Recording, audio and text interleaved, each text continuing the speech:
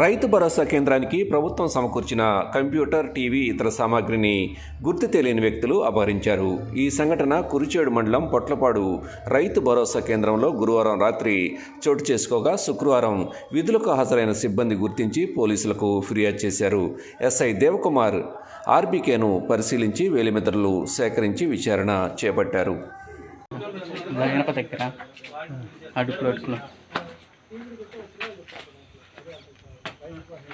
ల్యాప్టాప్లో కదన్నా